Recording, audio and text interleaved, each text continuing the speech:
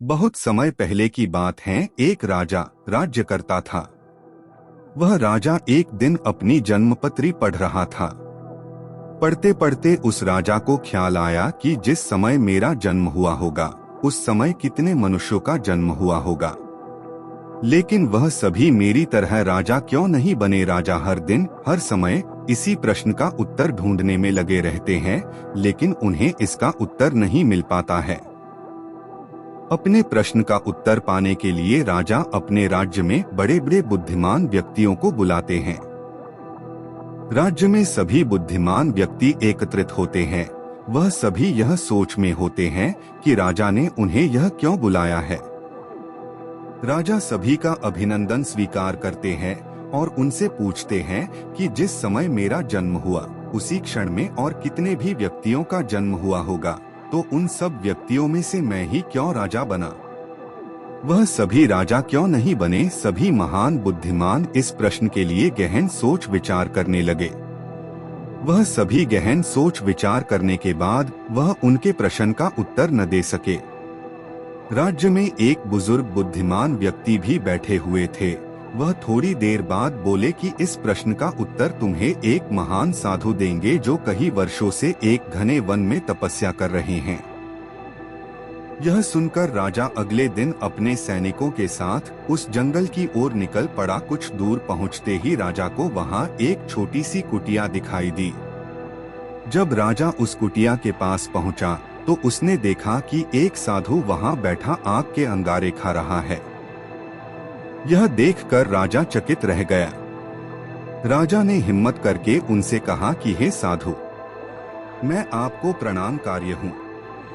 मैं आपसे एक प्रश्न पूछना चाहता हूँ कि मेरे जन्म वाले दिन कितने मनुष्यों का जन्म हुआ है।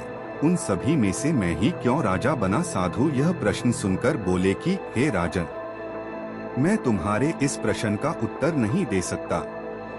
थोड़ा आगे चलकर तुम्हें एक और साधु मिलेंगे, वही तुम्हें इसका उत्तर दे सकते हैं। यह सुनकर राजा दूसरे साधु की तलाश में आगे निकल पड़ा। थोड़ा आगे चलते ही राजा को साधु दिखाई देता है और वह साधु मिट्टी खा रहा होता है।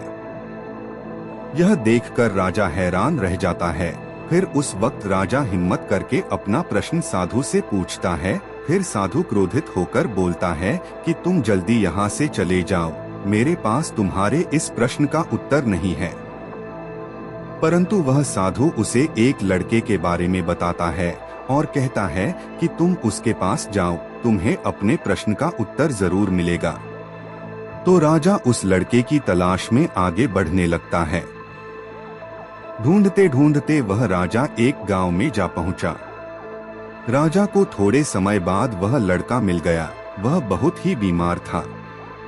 राजा ने उस लड़के से अपना प्रश्न पूछा और लड़का बोला कि राजन, हम पिछले जन्म में 4 भाई थे।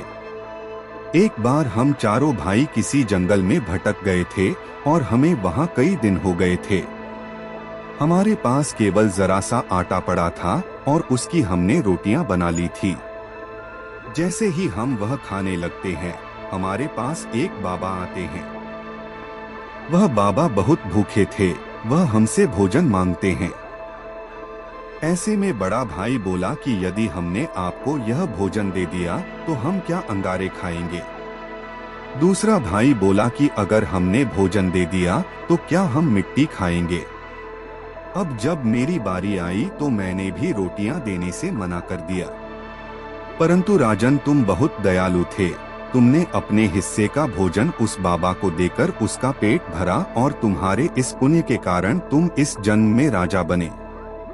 रास्ते में जो तुम्हें अंगारे खाते हुए और मिट्टी खाते हुए साधु मिले थे, वह दोनों तुम्हारे भाई थे। तुम्हारा तीसरा भाई मैं हूँ जो इस समय मौत के मुंह में हूँ। हे राजन, इसी प्रकार हम सभी भाइयों को अपनी अपनी करनी का फल मिला है। राजा को यह सुनकर अपने प्रश्न का उत्तर मिल जाता है।